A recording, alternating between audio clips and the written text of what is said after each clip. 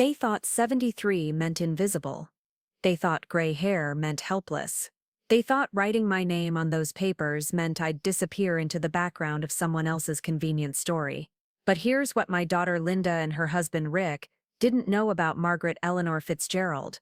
I didn't build a 40-year career in real estate by backing down when the stakes got high. And I sure wasn't about to start now. I'd love to know which corner of the globe you're watching from. And if this story speaks to you, make sure to subscribe. Tomorrow's video is one you absolutely can't miss. The morning it all began felt ordinary enough. October rain drummed against the windows of my craftsman house on Maple Street, the same house I'd called home for 38 years. I was making my usual breakfast, 2 eggs over easy, wheat toast, black coffee, when the dizziness hit. Not the gentle sway you get from standing too fast, but a full spinning that made the kitchen floor tilt like a carnival ride. I grabbed the counter, steadied myself, and took 3 deep breaths. The spell passed. I finished my eggs, read the morning paper, and didn't think much of it. At 73, your body throws you these little curveballs, nothing a good night's sleep wouldn't fix. But when Linda called that afternoon, something in her voice made my spine straighten. She had that careful tone she used when she was managing me, like I was a difficult client she needed to handle just right. "Mom, I was thinking we should have dinner tomorrow. Rick wants to discuss some things with you." Rick, my son-in-law, had opinions about everything: my driving, my grocery shopping, the way I kept my finances. He worked in insurance and saw disasters everywhere, especially when it came to elderly people living alone. Linda had married him 22 years ago, and I'd learned to tolerate his constant worry disguised as helpfulness. "What kind of things?" I asked. "Oh, just family stuff. Maybe we could order from that Italian place you like." The next evening, they arrived with takeout containers and serious expressions. Linda had pulled her auburn hair back in a tight bun, and Rick wore his navy blazer, the one he saved for important meetings. They arranged the food on my dining room table like they were setting up for negotiations. "Margaret," Rick began, using my full name instead of the usual mom. "Red flag number 1. Linda and I have been talking, and we're concerned about your living situation." I set down my fork. "My living situation is fine, Rick. But what about yesterday's episode?" Linda jumped in. "You told me you felt dizzy. What if you'd fallen? What if no one found you for hours?" "I didn't fall. I held onto the counter and waited it out, like any sensible person would do." Rick leaned forward. "Margaret, we're not trying to control your life, we're trying to protect it. People your age face serious risks living alone. Hip fractures, medication errors, household accidents. The statistics are sobering." I looked at my daughter. Linda had always been cautious, even as a child. She was the one who checked door locks twice and kept emergency supplies in her car. But this felt different. This felt calculated. "I appreciate your concern," I said carefully. "But I'm managing just fine. Are you, though?" Rick pulled out a small notebook. He actually had a list. "Last month, you missed your dentist appointment. You forgot to pay your electric bill on time. And now these dizzy spells. I rescheduled the dentist because I had a cold. The electric bill was paid 2 days late because I was visiting my sister in Phoenix, and yesterday was one dizzy spell." But Rick was shaking his head like I was proving his point. "These are warning signs, Margaret. Early indicators of cognitive decline." The words hit like a slap. Cognitive decline. Linda wouldn't meet my eyes. "There are wonderful facilities in the area," Linda said softly. "Places where you'd have help when you need it, but still maintain your independence." "Facilities." I repeated the word like it tasted bad. "Assisted living communities," Rick corrected. "Think of it as having neighbors who care, staff who can check on you, activities to keep you engaged." I stood up from the table. "I have neighbors who care. Mrs. Chen next door brings me vegetables from her garden. Frank across the street snowblows my driveway, and I'm plenty engaged. Thank you." "Mom, please sit down." Linda's voice carried a pleading note that made my chest tight. "We've already visited a few places. There's one called Sunset Manor that's really beautiful. They have a garden, a library, even a small cafe." "You've already visited places." The betrayal settled in my stomach like a stone. Rick's expression softened slightly. "We want what's best for you, Margaret. We want you to be safe." Safe. The word everyone uses when they're trying to put you somewhere you don't want to go. I sat back down, but something had shifted.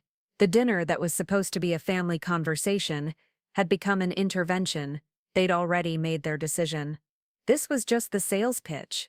"I'm not going anywhere," I said. Linda reached across the table and covered my hand with hers. "Mom, we're not asking you to decide tonight. Just think about it. Maybe we could visit Sunset Manor together this weekend." I pulled my hand away. "I don't need to think about it, and I don't need to visit anywhere. This is my home." Rick's jaw tightened. "Margaret, be reasonable. What happens when you have another dizzy spell and no one's there to help? What happens when you can't drive safely anymore? What happens when you can't maintain this house? What happens is I deal with it when it happens. That's not a plan, it's denial." The anger flared hot and quick. "Don't you dare talk to me about denial, Rick. I've been taking care of myself since before you were born. I raised Linda on my own after her father died. I built a successful business. I've handled everything life has thrown at me, and I can handle whatever comes next." Linda's eyes filled with tears. "Mom, we're scared. We're scared. Something will happen to you, and we won't be there." And there it was. The truth underneath all Rick's statistics and concerns. They were scared, which meant they were already grieving. They were already saying goodbye to the woman who could handle anything and replacing her with someone who needed to be managed. "I understand you're scared," I said, more gently. "But fear doesn't get to make my decisions." The conversation circled for another hour. They presented brochures. They talked about wait lists and deposit requirements. They painted pictures of social activities and new friendships. But underneath every word was the assumption that my life as I knew it was over. After they left, I sat in my living room surrounded by the remnants of our dinner and felt something I hadn't experienced in decades: powerlessness. Not the helplessness of old age, but the specific powerlessness that comes when people you love decide they know better than you do. I called my sister Dorothy in Phoenix that night. "They want to put me in a home. Those idiots." Dorothy was 81 and had even less patience for nonsense than I did. "What exactly is wrong with you that requires institutional care?" "I got dizzy once, missed a dentist appointment, paid a bill 2 days late." Jesus, Margaret. By that standard, half the country needs assisted living. But even Dorothy's outrage couldn't shake the feeling that had settled in my chest. Linda and Rick weren't going to let this go. They'd convinced themselves they were saving me, which made them dangerous in the way that only good intentions can be. The visits started the next week. Linda would drop by unannounced, ostensibly to chat, but really to observe. She'd ask leading questions about my medications, my sleep patterns, whether I'd been eating properly. Rick would find excuses to inspect my furnace, my electrical outlets, my smoke detectors. They were building a case. I could have confronted them. I could have demanded they stop treating me like a problem to be solved. But I'd learned something in 40 years of real estate: sometimes you gather information first before you make your move. So I played along. I let them think their subtle questioning was subtle. I let them believe I didn't notice Rick taking photos of the loose handrail on my front steps, or Linda making notes about the prescription bottles on my kitchen counter. I watched them document my supposed decline while I planned my defense. The breakthrough came 3 weeks later. Linda called on a Tuesday morning, her voice bright with forced cheer. "Mom, I have wonderful news. There's been an opening at Sunset Manor. They can take you this Friday. Friday, 4 days' notice to dismantle a life." "Linda, I told you I'm not interested." "Mom, please, just come look at it. If you hate it, we'll explore other options." Other options, like that was a negotiation. And if I refused to come look at it? The pause stretched long enough for me to hear the rain starting against my windows again. "Mom, Rick has been researching this. In Illinois, if a person is determined to be unable to care for themselves safely, there are legal steps that can be taken." Legal steps? My own daughter was threatening me with guardianship proceedings. "I see, it doesn't have to come to that. It won't come to that. We just want you to see that this could be a good thing." After I hung up, I sat in my kitchen and stared at the spot where I'd gotten dizzy 6 weeks ago. One moment of unsteadiness had given them all the ammunition they needed. They were going to save me whether I wanted to save or not. That afternoon, I drove to the office of Harold Brennan, the attorney who'd handled my real estate transactions for the past 15 years. Harold was pushing 70 himself, with wild white hair and a reputation for fighting dirty when his clients needed him to. "Margaret," he said, leaning back in his leather chair, "tell me what's happening." I laid out the whole story: the dinner conversation, the surprise visits, the threat of legal action. Harold listened without interrupting, occasionally making notes on a yellow legal pad. "They can file for guardianship," he said, when I finished. "But they'd have to prove you're incapacitated, which is a high bar. Getting dizzy once and missing a dentist appointment doesn't qualify, but they could make my life hell trying. They could. And even if they lose, the process takes months. Court appearances, psychological evaluations, financial audits. It's designed to be intrusive." I felt the walls closing in. "So what are my options?" Harold smiled, and I remembered why I'd always liked him. "Margaret, you're one of the sharpest people I know. You built a business from nothing, raised a daughter on your own, and managed your finances better than most people half your age. If you want to fight this, we fight this." "What would fighting look like?" "First, we document your competency. Medical evaluation, psychological assessment, financial review. We build a record that shows you're perfectly capable of making your own decisions. Second, we make it clear that any attempt to force you into care will be met with serious legal consequences." I thought about Linda's face at dinner, the worry lines around her eyes, the way she'd reached for my hand. She wasn't evil, she was scared and misguided, and letting her husband make decisions that weren't his to make. A lot of love and effort went into bringing this story to life. If you're enjoying it, we'd be so grateful if you'd subscribe to our channel. Now back to where we left off. "Harold, what if I agreed to visit this place? Just to see it?" "You don't have to agree to anything, Margaret, but what if I did? What if I let them think they were winning?" Harold set down his pen and studied my face. "What are you thinking?" I wasn't entirely sure yet, but somewhere in the back of my mind, an idea was forming. Something that would satisfy their need to see me safe, while preserving my ability to make my own choices. "I'm thinking," I said slowly, "that sometimes the best defense is a good offense." Friday came gray and cold. Linda picked me up at 10 in the morning, chattering nervously about the weather, the traffic, anything but where we were going. Rick met us in the parking lot of Sunset Manor, which looked exactly like what it was: an expensive warehouse for old people who'd been convinced they couldn't take care of themselves anymore. The tour was everything I expected. Cheerful staff members with practiced smiles. Residents arranged in common areas like furniture, some staring at a television, others working on jigsaw puzzles with the concentration of people who had nothing else to do. The rooms were clean and generic, decorated in shades of beige that were supposed to be calming, but felt more like surrender.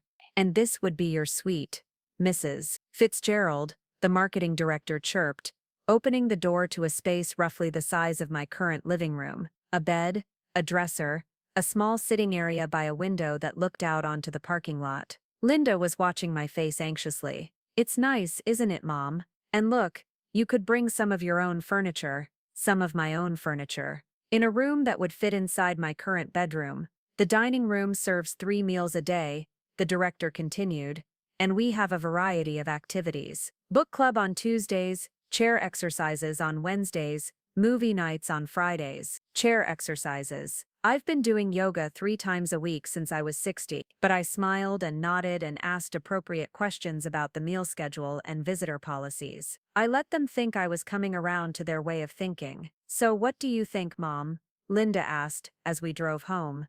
"It's certainly comprehensive. The staff seems really caring," Rick added from the front seat, "and the security is excellent. You'd never have to worry about anything. Never worry about anything because I'd never be responsible for anything. Never decide anything, never choose anything, never face anything more challenging than picking between the fish and the chicken at dinner." "When would I move in?"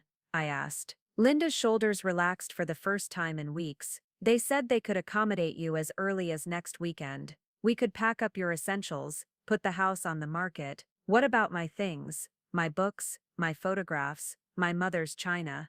"We'll go through everything together," Linda assured me. "Keep what fits, donate what doesn't. It'll actually be liberating, Mom. Think of how much simpler life will be." Simpler. Like simplicity was the goal instead of the death of everything that made life worth living. That night, I called Harold Brennan. I want to do something that might seem crazy, I told him. I'm listening. I want to let them put me in that place, but I want you to set up a way for me to get out again when I'm ready. The silence stretched long enough that I wondered if we'd been disconnected. Margaret, Harold said finally. Are you sure about this? I'm sure that I need them to think they've won. I'm sure that I need time to plan my next move. And I'm sure that I'm not going to spend the rest of my life in that beige prison, just because my daughter is afraid of what might happen to me. What do you need me to do? Everything. The week that followed my agreement to visit Sunset Manor moved with the mechanical precision of a military operation. Linda appeared at my door every morning at 8 sharp, armed with cardboard boxes, packing tape, and a clipboard filled with lists. She'd divided my entire life into categories: keep, donate, store, discard. We need to be realistic about space, Mom, she said, holding up my grandmother's teacup collection. The suite is lovely, but it's compact. Compact. Another word for tiny. I watched her wrap each delicate cup in newspaper, making decisions about objects that had sat on my shelves for decades. The blue willow set went into the keep box. The hand-painted roses went to donate. She handled my memories like a store clerk processing inventory. Rick spent his time photographing everything: my furniture, my artwork, even the contents of my medicine cabinet. For insurance purposes, he explained when I asked. But I noticed he paid special attention to anything that might suggest I was struggling. The magnifying glass I used for crossword puzzles, the jar opener in my kitchen drawer, the handrail by my front steps that had been loose for exactly 3 days. You'll want to get this fixed before the house goes on the market, he mentioned, jiggling the handrail. Who said anything about putting the house on the market? Linda looked up from a box of photographs. Mom, you can't maintain 2 residences. And think of the equity you're sitting on. This place is worth at least $400,000 now. $400,000. I paid $38,000 for it in 1985. Every improvement, every repair, every garden bed I'd planted had turned into profit they were already calculating. Where exactly would this equity go? I asked. Well, Sunset Manor requires a substantial deposit, Rick said. But the rest could be invested for your future care needs. We've researched some excellent money market accounts. They'd researched money market accounts for my money.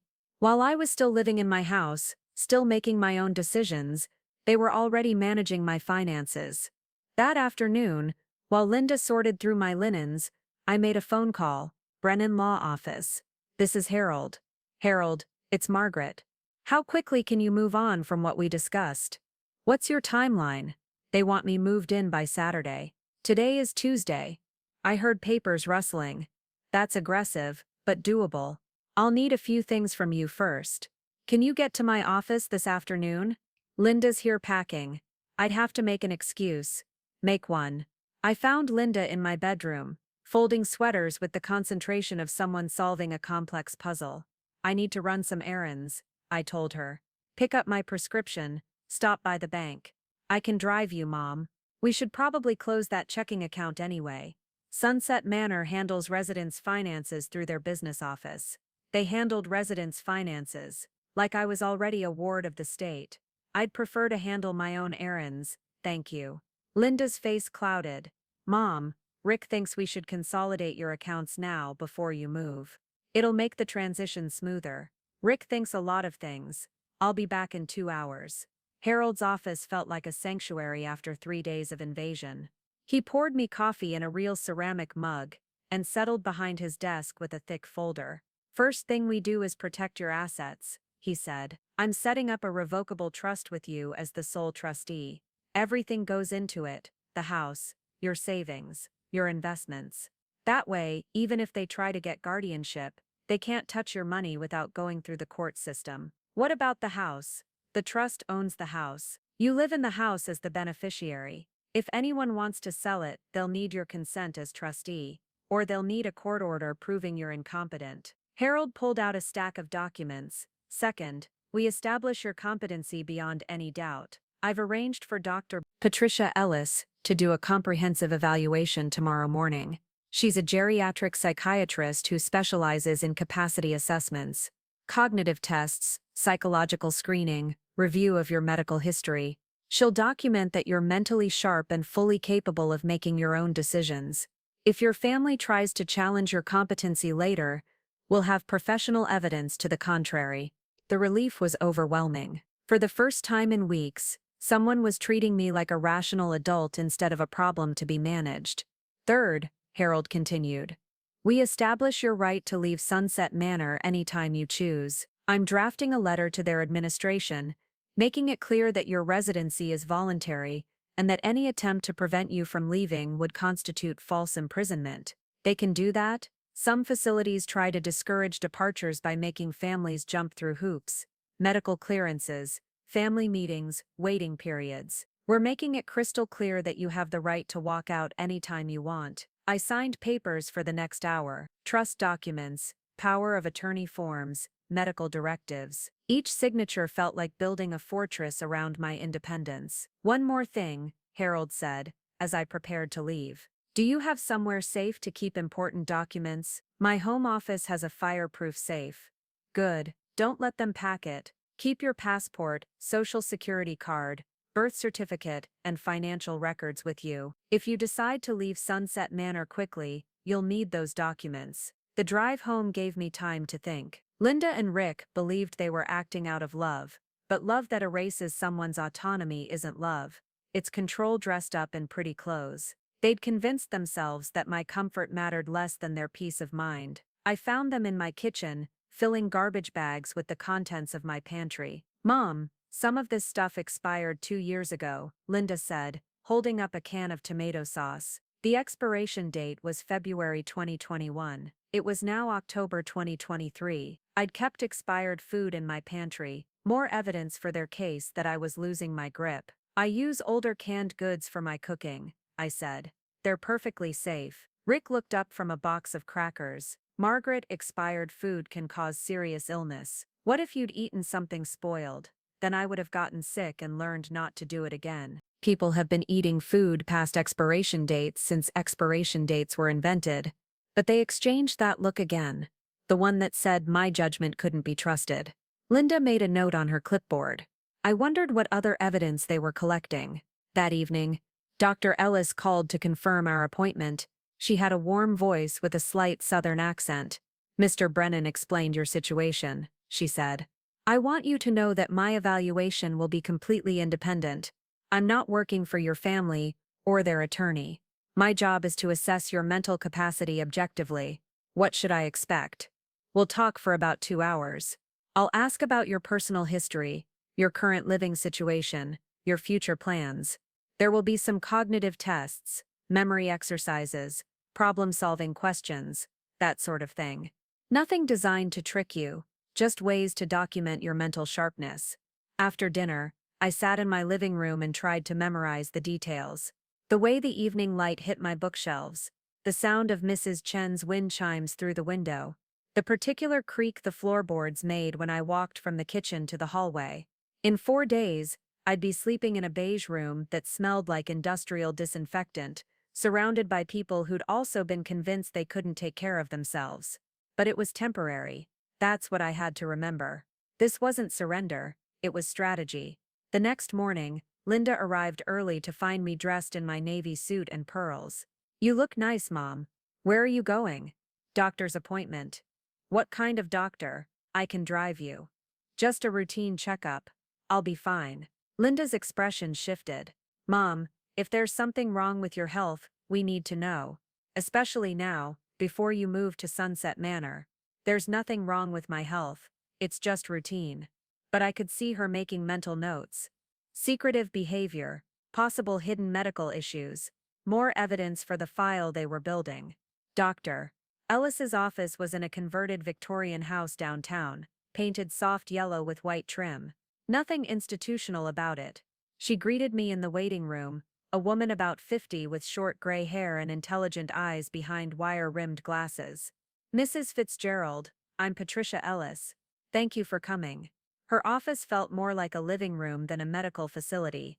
Comfortable chairs, warm lighting, bookshelves filled with novels alongside medical texts. She offered me tea, which I accepted gratefully. Tell me about yourself, she began. Not the official version, the real one. For the next 2 hours, I talked about my life. Growing up in Indiana during the 50s, marrying young to Linda's father, Thomas, who died of a heart attack when Linda was 12, starting in real estate because it was one of the few careers where a woman could make serious money if she was willing to work harder than everyone else. I sold my first house in 1981, I told her. A little ranch on Oak Street for $62,000. The buyers were a young couple with a baby, and they were so nervous about the mortgage that they kept asking if they were making a mistake. I told them the only mistake would be not building something that belonged to them. Dr. Ellis smiled. Do you remember their names? Kevin and Susan Martinez. They still send me Christmas cards. Their baby is 38 now, with kids of her own. We moved on to the cognitive tests. She asked me to remember lists of words, solve simple math problems, and explain the meaning of proverbs.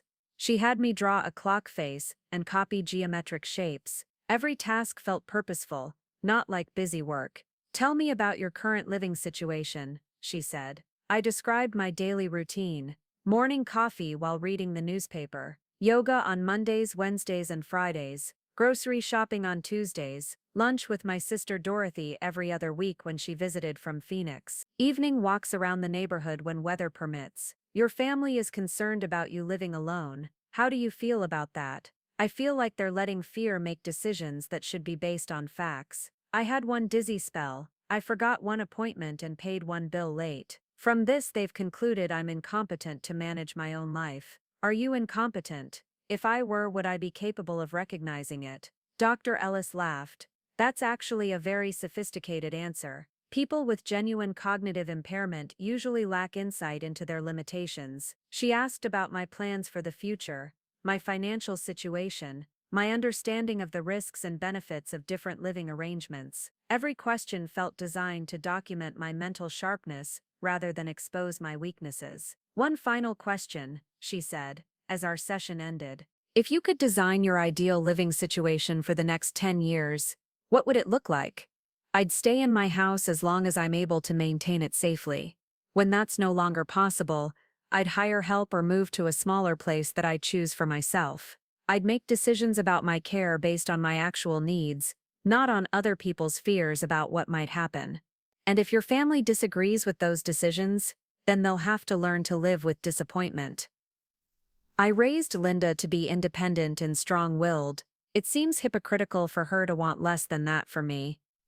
I left Dr. Ellis's office feeling lighter than I had in weeks. Someone had listened to me speak for 2 hours without interrupting, correcting, or managing me. Someone had treated my thoughts and opinions as valid rather than symptoms of decline. The rest of the week passed in a blur of packing and planning. Harold called Thursday afternoon to confirm that all the legal documents were in place. Dr. Ellis's evaluation would be ready by Friday. A 12-page report documenting my complete mental competency. Margaret, are you sure about this plan? Harold asked. Once you're in that facility, getting out might be more complicated than you expect. I'm sure. They need to believe they've won, and I need time to figure out my next move. What kind of next move? I wasn't entirely certain yet, but an idea had been growing in the back of my mind, something that would solve the problem permanently, while giving Linda and Rick exactly what they thought they wanted. Let me get through the weekend first, I told Harold. Then we'll discuss phase 2. Friday evening, Linda and Rick took me to dinner at Giuseppe's, my favorite Italian restaurant. It felt like a last meal, which I suppose it was. Linda seemed nervous, chattering about Sunset Manor's activities calendar and how quickly I'd make new friends. The social director told me they have a book club that reads really interesting novels, she said. And there's a walking group that goes to the mall 3 times a week. A walking group that goes to the mall, like I was a toddler who needed supervision to navigate the world. That sounds nice, I said, because what was the point of arguing now? Rick raised his wine glass. To new beginnings, Margaret. To your safety and happiness. I lifted my glass and smiled. To new beginnings. But as I sipped the wine, I thought about Harold's legal documents sitting in my fireproof safe, and Dr. Ellis's competency evaluation, proving my mental sharpness, and the plan that was slowly forming in my mind. They thought they were toasting my surrender. They had no idea they were celebrating the beginning of the most strategic move I'd ever made. Saturday morning arrived gray and drizzly. Linda and Rick loaded my suitcases into their SUV with the efficiency of a moving crew. I carried only a small overnight bag, and my purse, which contained my passport, social security card, and credit cards, everything Harold had told me to keep close. As we drove away from Maple Street, I watched my house disappear in the side mirror. The loose handrail had been fixed. The flower beds I'd planted in the spring were full of mums blooming yellow and burgundy. Mrs. Chen was raking leaves in her yard. In a week, maybe two, I'd be back. But Linda and Rick didn't know that yet. At Sunset Manor, the marketing director greeted us like old friends. The paperwork took an hour: medical forms, financial agreements, emergency contacts. I signed everything they put in front of me, knowing that Harold's legal protections made most of it meaningless. "Welcome home, Mrs. Fitzgerald," the director said as she handed me my room key. Home. As if home was something that could be assigned rather than chosen, Linda hugged me goodbye with tears in her eyes. "I'll visit tomorrow, Mom. Call if you need anything." Rick shook my hand formally. "You're going to love it here, Margaret. This is the beginning of a wonderful new chapter." They left, and I was alone in my beige room, with my single suitcase, and my growing certainty that this particular chapter was going to be much shorter than anyone expected. The first night at Sunset Manor, I lay awake listening to sounds I'd never heard before. Mrs. Patterson in the room next door talked to herself in a constant murmur, not confusion, just the conversation of someone who'd been alone too long. Down the hall, Mr. Kowalski's television played the same Western movie on repeat. I could hear the gunshots and galloping horses through the thin walls. The air conditioning system cycled on and off with mechanical precision, maintaining the exact temperature that someone in an office had determined was optimal for elderly comfort. At 2 in the morning, I gave up on sleep and explored my new environment. The hallways were lit with soft amber lighting, designed to prevent falls, but it gave everything the feeling of perpetual twilight. Emergency buttons dotted the walls every 10 feet. Motion sensors tracked my movement, probably recording it somewhere for the staff to review. Even walking to the bathroom required navigating a system designed around the assumption that I might collapse at any moment.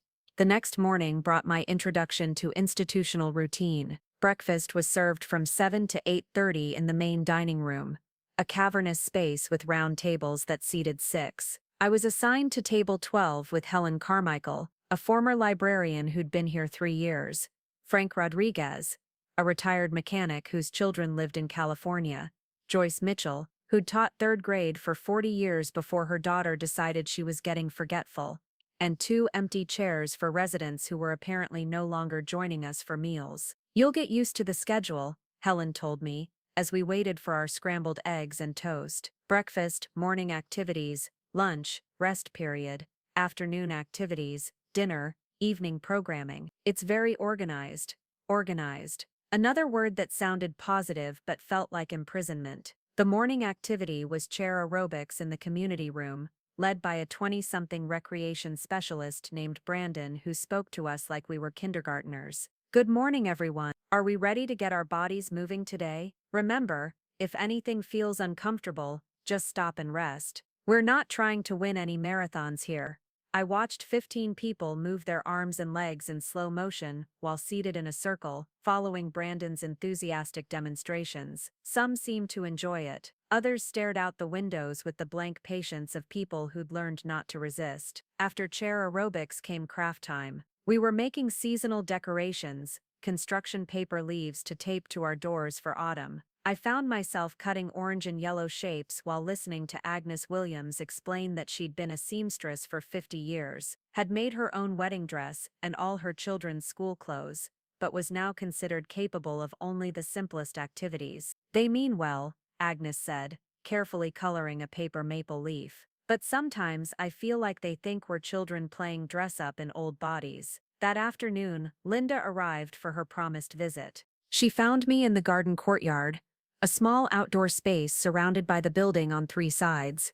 The plants were clearly chosen for minimal maintenance, hardy shrubs and seasonal flowers that could survive neglect. "How was your first night, Mom?" she asked, settling into the plastic lawn chair beside me. "Educational," Everyone seems so nice. I talked to the head nurse, and she said, "You're adjusting beautifully." I'd spoken to exactly 3 staff members, and hadn't had any conversations that could be characterized as adjustment. But apparently my lack of complaint was being interpreted as contentment. The recreation director showed me the activities calendar. Linda continued, "There's so much to do here. Game nights, movie screenings, guest speakers, and they have a van that takes residents shopping once a week. Shopping trips supervised by staff, with a predetermined list of approved stores and a set return time. Like field trips for adults who'd been deemed incapable of navigating the world independently. I'm sure I'll find things to keep me busy," I said. Linda leaned forward. "Mom, I know this is a big adjustment, but I really think you're going to be happy here. Safer too. Safe." The word that justified everything. We talked for another hour about mundane things, the food quality, my room temperature, whether I needed anything from home. Linda didn't ask how I felt about being here, and I didn't volunteer the information. Some conversations are performances, and this was one of them. After she left, I returned to my room and called Harold from the phone beside my bed. "How are you holding up, Margaret? Like a prisoner on good behavior. How quickly can we move on to the next phase? What exactly do you have in mind?"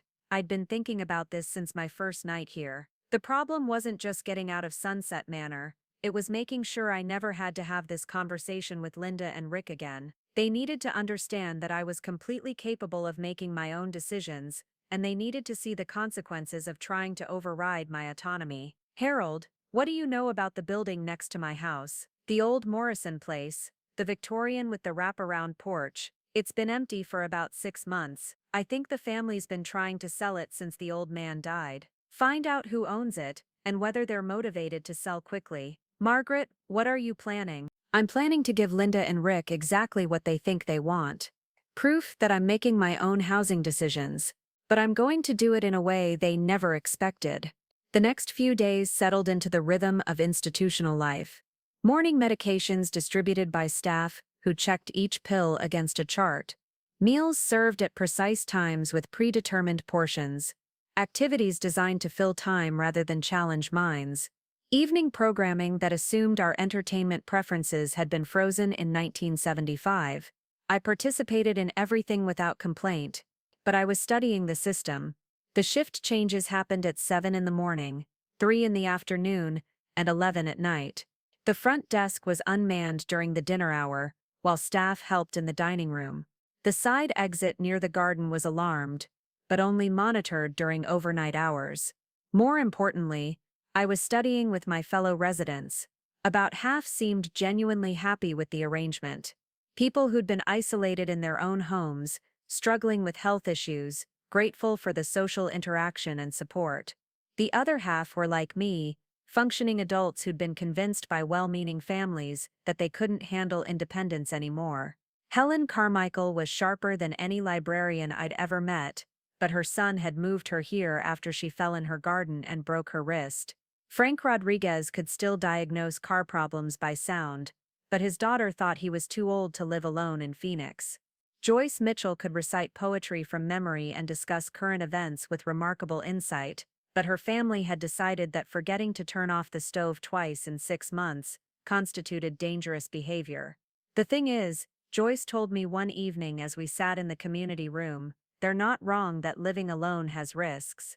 But so does driving a car, and we did that for decades without anyone suggesting we needed supervision." On Thursday, Harold called with information about the Morrison house. It belongs to the estate of William Morrison, who died last February. The family wants to sell quickly. They're asking $320,000, but I think they'd take $290 for a cash offer with a fast closing. "Can we see it this weekend?" "Margaret, you can't leave Sunset Manor without family permission and a medical clearance. They've made that very clear in their policies." "What if I just walked out?" "Technically, you have the right to leave anytime. But they'll call Linda immediately, and she'll probably try to have you declared incompetent to make that decision." Ellis's evaluation. "Are you sure about this timing? You've been there less than a week." "Harold, every day I spend in this place, I'm proving to Linda that I can't take care of myself. I need to prove the opposite, and I need to do it dramatically enough that she never questions my competency again." That evening, I made my move. After dinner, while the staff was busy cleaning up and most residents were watching television in the community room, I walked calmly to the side exit near the garden. The alarm would sound, but by the time anyone responded, I'd be in the taxi I'd called to meet me at the corner. The fresh air hit my face like a revelation. After 5 days of recycled institutional atmosphere, the October evening felt like freedom itself. The taxi driver, a middle-aged woman named Carol, looked concerned when I got in. "Are you sure about this, honey? You're not running away from that place, are you?" "I'm exercising my legal right to leave," I told her. "Could you take me to 847 Maple Street, please?" The ride took 12 minutes. As we pulled up to my house, I felt a satisfaction I hadn't experienced since Linda first suggested I needed help with my living situation. The porch light was on. Linda must have been maintaining the house while it sat empty. My key still worked in the front door. Inside, everything looked exactly as I'd left it, except emptier.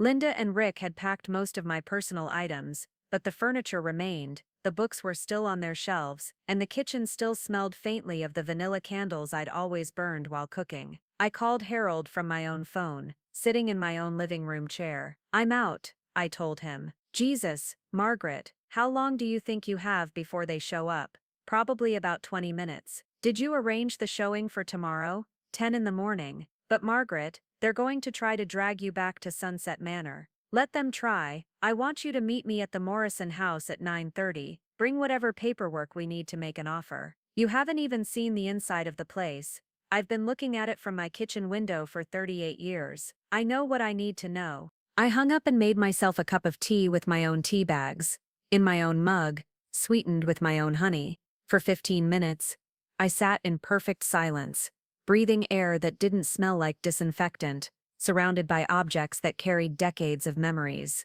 Then I heard car doors slamming in my driveway. Linda burst through the front door without knocking. Rick closed behind her. Both looked panicked. "Mom, what are you doing here?" "Sunset Manor called. They said you just walked out without telling anyone." "I came home, but this isn't your home anymore. Your home is at Sunset Manor now." I set down my teacup. "Linda, I never agreed that Sunset Manor was my home. I agreed to try it for a few days. I tried it, and I've decided it's not for me." Rick stepped forward. "Margaret, you can't just leave a care facility without medical clearance. They need to make sure you're stable, that your medications are properly managed." "I'm not taking any medications that require management, and I'm perfectly stable. But what if something happens? What if you have another dizzy spell, and no one's here to help?" "Then I'll handle it the way I handled the first one, by holding on to something until it passes." Linda's voice rose. "Mom, this is exactly the kind of poor judgment we were worried about. You're making impulsive decisions without thinking about the consequences." "The only impulsive decision I made was agreeing to go to that place in the first place. This is a carefully considered choice based on 5 days of evidence that institutional living is not appropriate for me." They tried for another hour to convince me to return. They called the Sunset Manor administration, who confirmed that I couldn't be forced to return but strongly recommended a family meeting with their social worker.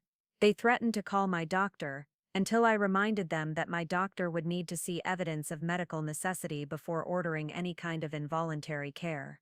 Finally, Rick played what he thought was his trump card. "Margaret, if you won't listen to us, maybe you'll listen to a judge. We can file for emergency guardianship, based on your pattern of poor decision-making." I smiled.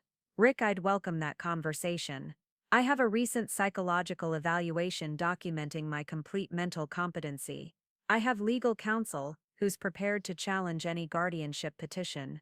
And I have documentation showing that I'm financially stable, physically healthy, and living independently without assistance.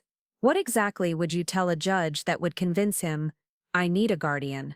For the first time since this whole ordeal began, Rick looked uncertain. "In the meantime," I continued, "I'll be making some housing decisions that should address all your concerns about my safety and well-being. You're welcome to stay and discuss them rationally, or you can leave and let me handle my own affairs." Linda was crying now. "Mom, why are you being so stubborn about this? We're trying to help you. You're trying to control me, and you're doing it because you're afraid of what might happen if you don't." But Linda, fear is not a good basis for major life decisions. I taught you that when you were 12 years old and didn't want to start middle school because you were afraid of getting lost in a bigger building. This is different. It's exactly the same. You're letting fear of what might happen prevent you from trusting that I can handle what actually does happen. They left around midnight, defeated and confused. Linda hugged me goodbye, whispering that she loved me and didn't understand why I was making everything so difficult. After they were gone, I sat in my living room and planned tomorrow's next move. By evening, if everything went according to plan, I'd own the house next door to the one Linda and Rick had been so eager to sell. I'd be living independently in a property they couldn't touch, with neighbors close enough to address any reasonable safety concerns. And they'd have to confront the fact that the woman they'd tried to institutionalize was perfectly capable of making complex real estate decisions on her own. I slept that night in my own bed, between my own sheets, listening to the familiar sounds of my own neighborhood. Mrs. Chen's wind chimes, the occasional car passing on Maple Street. The old house settled around me like a comfortable jacket. Tomorrow I'd show Linda and Rick what real independence looked like, and it wasn't going to involve anyone else making decisions about where I belonged. Friday morning arrived crisp and clear, the kind of October day that makes you grateful to be alive and outdoors. I woke up in my own bed at 6:30, made coffee in my own kitchen, and sat at my own table reading the newspaper. Simple pleasures that felt revolutionary after 5 days of institutional scheduling. At 8 o'clock my phone rang. Linda's number. Mom, I barely slept last night. I keep thinking about our conversation, and I think maybe we moved too fast. Maybe we should have tried other options first. A housekeeper, or one of those medical alert systems, or, Linda, I appreciate that you're reconsidering. But the solution isn't finding a compromise between your fears and my independence. The solution is trusting that I'm capable of making good decisions about my own life. But what if you're wrong? What if something happens, and you can't handle it? Then I'll learn from the experience and adjust accordingly. That's what adults do. They make decisions, live with the consequences, and adapt when necessary. There was a long pause. Mom, Rick thinks we should still pursue the guardianship petition. Rick can pursue whatever he wants. He'll lose, and it'll cost him a lot of money in legal fees. But more importantly, it'll damage our relationship permanently. Is that really what you want? After we hung up, I dressed carefully for my morning appointment. Navy slacks, white blouse, pearl earrings, the outfit I'd worn to close my biggest real estate deals. Harold met me on the sidewalk outside the Morrison house at 9:25, briefcase in hand, and a curious expression on his face. Margaret, are you sure about this? Buying a house to prove a point seems excessive, even for you. I'm not buying a house to prove a point. I'm buying a house because it's a sound investment that solves multiple problems simultaneously. The Morrison house was a 1890s Victorian painted sage green with cream trim, featuring the kind of architectural details that developers stopped including decades ago. Carved porch posts, bay windows, hardwood floors throughout. William Morrison had maintained it beautifully until his health declined, and his children lived too far away to appreciate what they were selling. Janet Morrison, the seller's daughter, met us at the front door. She was about Linda's age, with tired eyes and the harried look of someone managing an estate from 3 states away. I have to warn you, she said as she unlocked the door. Dad accumulated a lot of stuff over the years. We've cleared out the obvious items, but there's still furniture and boxes in most rooms. The interior was exactly what I'd expected. High ceilings, original crown molding, a grand staircase that curved up to the second floor. The kitchen needed updating, and some of the wallpaper was dated, but the bones of the house were solid. How long was your father here? I asked as we toured the main floor. 43 years. He bought it when Mom was pregnant with my brother. She died 8 years ago, and Dad just couldn't bring himself to change anything after that. I understood. Some houses hold too much history to abandon easily. Harold and Janet discussed the practical details while I wandered through the rooms, imagining how the space could work. The front parlor would make an excellent office. The sunroom off the kitchen could become a reading nook. The master bedroom upstairs had windows facing 3 directions, flooding the space with natural light. But what sealed my decision was the view from the kitchen window, a perfect sightline to my own house across the side yard. I could keep an eye on the property Linda and Rick were so eager to sell while living completely independently in a space they had no claim to. The heating system was updated 5 years ago, Janet was explaining to Harold. New furnace, central air conditioning. Dad wanted to make sure everything was efficient. What about the roof? Replaced in 2018, 25-year warranty. Harold looked at me. Well, Margaret, what do you think? I think Mr. Morrison took excellent care of this place. Janet, would you accept $290,000 cash with a 30-day closing? Janet's relief was visible. That's $10,000 under the asking price. But it's cash, no financing contingencies, and I can close as soon as the paperwork clears. No inspections, no negotiations, no complications. She didn't even hesitate. When can we sign the papers? Harold had brought a purchase agreement, which we filled out on William Morrison's dining room table. I wrote a check for $10,000 earnest money, and we scheduled the closing for November 15th, less than 3 weeks away. I have to ask, Janet said, as we prepared to leave, are you planning to live here? Most people your age are downsizing, not taking on a project like this. I'm not most people my age. After Janet left, Harold and I stood on the front porch looking across at my original house. Margaret, you realize Linda and Rick are going to think you've lost your mind. Good. Let them think whatever they want while I demonstrate exactly how competent I am at managing complex financial transactions. And after you buy this place, what's the long-term plan? I smiled. The long-term plan is to live here happily, maintain both properties as investments, and show my family that independence isn't something you lose just because you turn 70, it's something you fight for when people try to take it away. That afternoon I called Linda to share my news. Mom, you bought what? The Morrison house next door. I'll be moving in next month. The silence stretched so long I wondered if we'd been disconnected. Mom, you can't just buy a house without discussing it with your family. I can, and I did. It's a sound investment. It addresses all your safety concerns since there will be neighbors close by, and it allows me to maintain my independence. But what about your current house? What about Sunset Manor? What about the plans we made? The current house will be a rental property. Sunset Manor was never part of my plans. It was part of yours. And the only plan that matters is the one I make for myself. Rick got on the phone. Margaret, this is exactly the kind of impulsive behavior that concerns us. You can't make major financial decisions without proper consideration. Rick, I've been in real estate for 42 years. I know more about property values, market conditions, and investment strategies than you'll ever learn in your insurance seminars. This wasn't impulsive, it was strategic. But the expense, you're taking on a mortgage, property taxes, maintenance costs. I'm not taking on a mortgage. I paid cash. The property taxes are lower than what I'm currently paying, because it's been assessed as a single-family residence instead of the commercial property it could become. And the maintenance costs are offset by the rental income I'll receive from my current house. Another silence. Then Linda's voice, small and confused. Mom, I don't understand what's happening. A week ago you were agreeing to move to assisted living.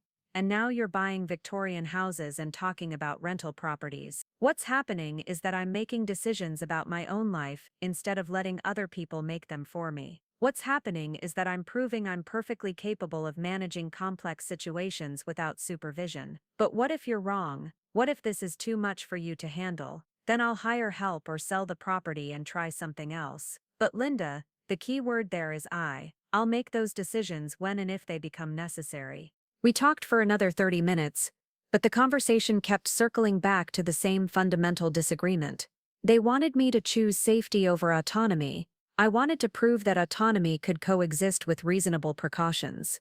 That evening, I walked through both properties, my current house and my future home. The Morrison place would need some work, but nothing I couldn't handle with the right contractors. Fresh paint throughout, kitchen renovation, maybe convert one of the upstairs bedrooms into a library. More importantly, I'd be living in a space that represented my own choices rather than someone else's fears. Every room would reflect my preferences, my lifestyle, my vision of how I wanted to spend my remaining years. The next morning brought an unexpected visitor. Mrs. Chen from next door appeared at my kitchen window, holding a covered dish and wearing a concerned expression. Margaret, I saw the police car here Thursday night. Is everything okay?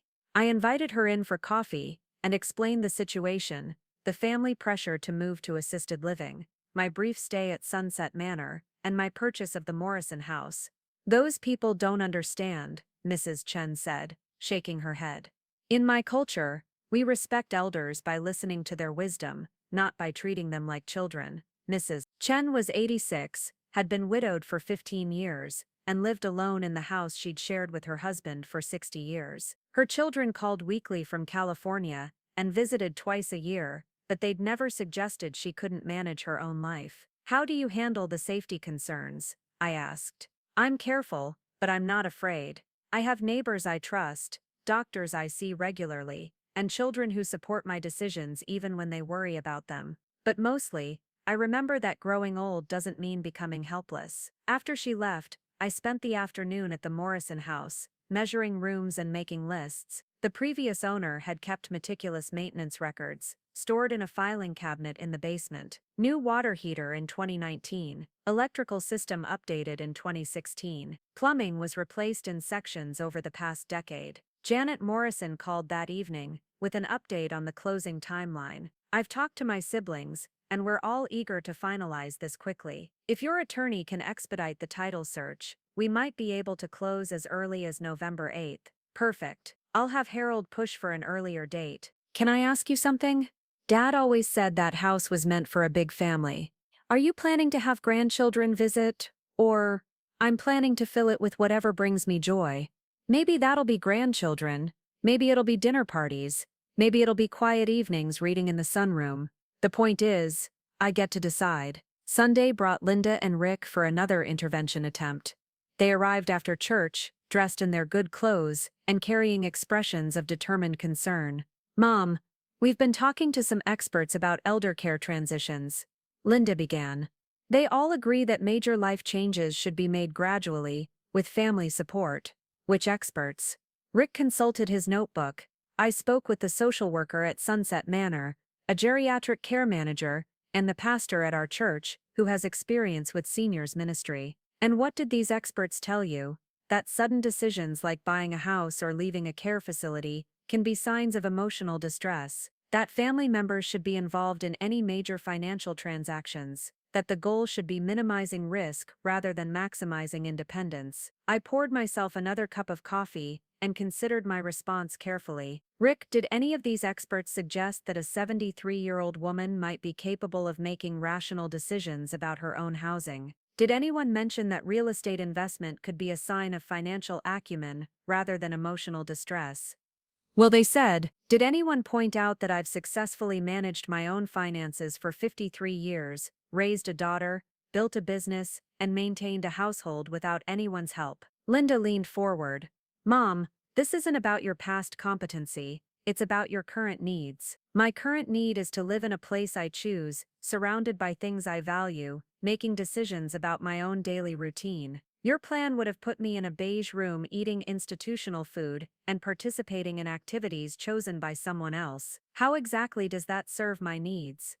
It serves your safety needs. Safety isn't the only need that matters. Dignity matters. Autonomy matters. The right to make mistakes matters. We argued in circles for 2 hours. They couldn't understand why I'd choose the uncertainty of independent living over the security of managed care. I couldn't understand why they thought security was worth sacrificing everything that made life worth living. Finally, Rick played what he thought was his winning card. Margaret, we've decided to proceed with the guardianship petition. We can't stand by and watch you make decisions that could put you in danger. Then you'll have to explain to a judge why a woman who just executed a complex real estate transaction needs someone else to make her decisions. You'll have to justify why someone who's financially stable, mentally sharp, and physically capable requires a guardian. We have documentation of your decline. The missed appointments, the expired food, the dizzy spells, and I have documentation of my competency. A recent psychological evaluation, financial records showing sound money management, and evidence that I can handle complex negotiations without assistance. I stood up. Linda, Rick, I love you both, but you need to understand something. I will fight any attempt to take away my independence. I will use every legal resource available to me, and I will win, because the law protects people who are competent to make their own decisions, even when their families disagree with those decisions. After they left, I called Harold. They're definitely filing for guardianship, I told him. Are you ready for that fight? I'm ready for whatever it takes to keep control of my own life. Good, because Margaret, I have a feeling this is going to get very interesting before it's over. That night, I sat in the Morrison house's empty living room, watching the sunset through the bay windows. In a week, this would be my home. In a month, Linda and Rick would have to confront the reality that their attempt to control my life had backfired spectacularly. I was 73 years old, and I was just getting started. The guardianship petition arrived via certified mail on a Tuesday morning in early November. 23 pages of legal documents claiming that Margaret Eleanor Fitzgerald was unable to make informed decisions regarding her personal care residence and financial affairs due to diminished cognitive capacity and poor judgment. I read every word while drinking my morning coffee, noting how Rick and Linda had transformed normal life events into evidence of incompetence. My dizzy spell became frequent episodes of confusion and disorientation. My late electric bill payment became inability to manage basic financial obligations. My decision to leave Sunset Manor became impulsive behavior, indicating lack of insight into personal safety needs. Harold arrived within an hour of my phone call, his usual calm demeanor replaced by something approaching excitement. Margaret, they've made a serious tactical error with this petition. How so? They filed it 3 days after you closed on a $300,000 property transaction. They're asking the court to believe that someone incompetent to make personal decisions is simultaneously capable of executing complex real estate deals. The closing had indeed taken place the previous Friday, a smooth transaction that demonstrated exactly the kind of competency Linda and Rick claimed I lacked. I'd negotiated inspection waivers, arranged for immediate homeowners insurance, coordinated with contractors for essential repairs, and managed every detail without assistance. What's our response strategy? I asked. Harold spread the petition across my kitchen table.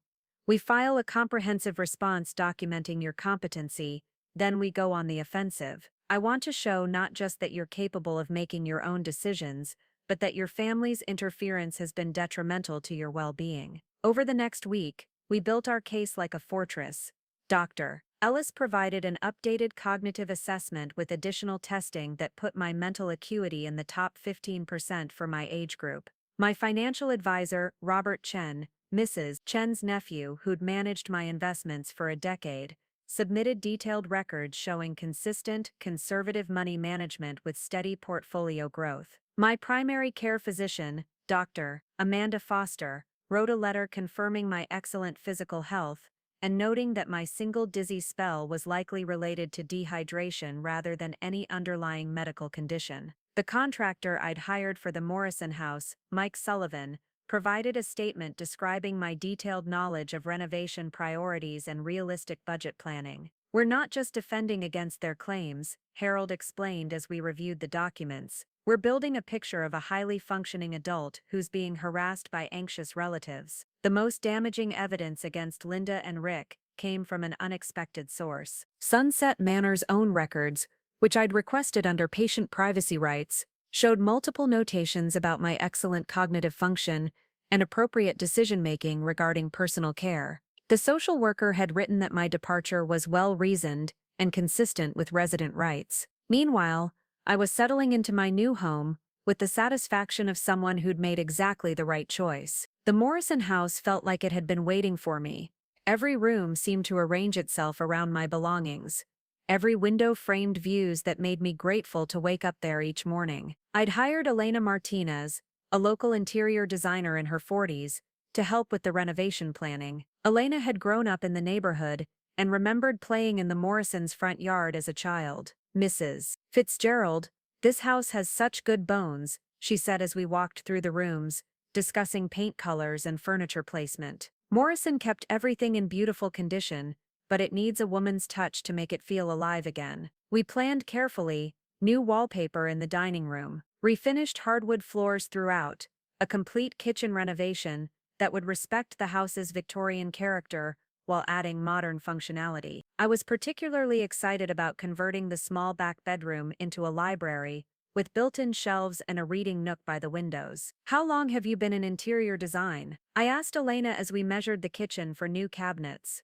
15 years, but this is my favorite kind of project. Most people want everything to look like magazine photos. You want everything to reflect your personality and lifestyle. The work progressed quickly. I'd learned from 40 years in real estate that good contractors respond to clients who know what they want and pay promptly. Within 2 weeks, the main floor was transformed, walls painted in warm colors that made the rooms glow, floors restored to their original luster, kitchen updated with modern appliances, housed in period-appropriate cabinetry. Linda drove by frequently during this period, slowing down to stare at the construction trucks in my driveway. She never stopped, never waved, just observed from a distance like someone studying evidence of a crime. Mrs. Chen, however, became a regular visitor. She brought tea in the afternoons and sat with me on the front porch, watching the neighborhood go about its daily business. "Your daughter is very angry," she observed one day, as Linda's car crept past for the third time that week. "She's frightened, which makes her angry. She can't understand how I can be happy making choices she wouldn't make. In China, we have a saying, 'The bird that flies highest sees farthest.' Your daughter is still close to the ground, worried about obstacles. You are flying high, seeing possibilities." Mrs. Chen was right. From my new front porch, I could see not just the immediate neighborhood, but a broader perspective on what my life could become. The house gave me space to entertain friends, pursue hobbies, maybe even rent out rooms to graduate students from the nearby university if I wanted company. The legal battle intensified as our court date approached. Rick had hired an attorney, Bradley Whitman, who specialized in elder law and had a reputation for aggressive representation in guardianship cases. Whitman filed additional motions requesting immediate psychiatric evaluation and financial oversight, arguing that my house purchase demonstrated manic behavior and financial irresponsibility. Harold was delighted with these escalating claims. "Margaret, they're making our case for us. Every additional allegation they file makes them look more desperate and vindictive." The preliminary hearing was scheduled for December 3rd in Judge Patricia Reeves' courtroom. Judge Reeves had a reputation for impatience with frivolous petitions, and a particular dislike for family members who tried to use the court system to resolve personal disputes. 2 weeks before the hearing, I received an unexpected phone call. "Mrs. Fitzgerald, this is Tyler Brennan, Harold's nephew. I'm a social worker specializing in elder advocacy, and my uncle asked me to speak with you about your situation." Tyler was 28, with a master's degree in social work and 3 years' experience helping seniors navigate family conflicts around independence and care decisions.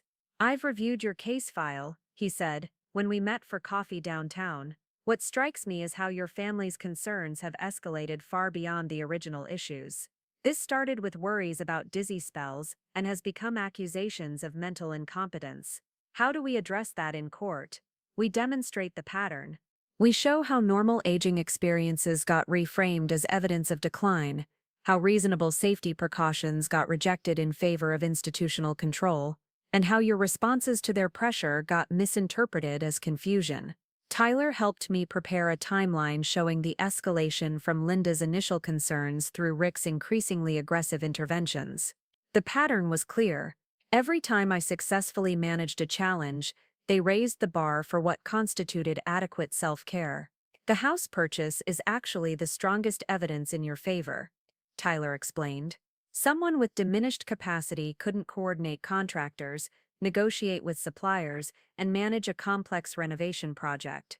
Your family is essentially arguing that you're simultaneously too incompetent to live alone and too competent to need a guardian for major financial decisions." As December approached, I found myself genuinely excited about the court hearing, not because I enjoyed conflict, but because I was finally going to have the opportunity to present my side of the story to someone with the authority to end this dispute permanently. The night before the hearing, I sat in my newly renovated living room, surrounded by furniture I'd chosen, and books I'd arranged exactly where I wanted them. The house felt completely like home now, warm, comfortable, and unmistakably mine. Harold called to review our strategy one final time. "Tomorrow, just be yourself," he said. "Answer the questions honestly. Don't get defensive. And remember that Judge Reeves will be evaluating your mental capacity in real time. Every response you give will be evidence of your competency. What should I expect from their side? Whitman will try to make you sound confused, impulsive, and unable to appreciate risks. He'll focus on the nursing home episode and the house purchase as evidence that you make poor decisions under pressure. And our response: we show that you make excellent decisions under pressure, that you researched your options, consulted with professionals, and chose solutions that addressed legitimate concerns while preserving your independence." That night, I slept better than I had in months. Tomorrow, I would finally have the chance to speak for myself in a forum where my words carried legal weight. Tomorrow, I would prove once and for all that aging doesn't automatically mean accepting other people's limitations on your life. The morning of the hearing dawned cold and bright. I dressed in my best navy suit, the one I'd worn to my most important real estate closings, and arrived at the courthouse 30 minutes early. Harold met me in the lobby, carrying a briefcase thick with documentation of my competency. "Ready, Margaret? I've been ready for this conversation since the day Linda first suggested I needed help managing my own life." Judge Reeves' courtroom was smaller than I'd expected, with wood paneling and fluorescent lighting that made everything feel slightly surreal. Linda and Rick sat at the petitioner's table with Bradley Whitman, avoiding eye contact as I took my seat beside Harold. When Judge Reeves entered, she was younger than I'd anticipated, maybe 55, with short gray hair and sharp eyes behind wire-rimmed glasses. She reviewed the file for several minutes before addressing the courtroom. "This is a petition for limited guardianship filed by Linda Patterson and Richard Patterson against Margaret Fitzgerald. The petitioners claim that Mrs. Fitzgerald lacks capacity to make decisions regarding her residence and personal care." She looked directly at me. "Mrs. Fitzgerald, do you understand why you're here today?" "Yes, Your Honor. My daughter and son-in-law believe I'm incompetent to make my own decisions, and they want the court to appoint them as my guardians. And how do you respond to that belief?" I took a breath and spoke the words I'd been waiting months to say in a forum where they mattered.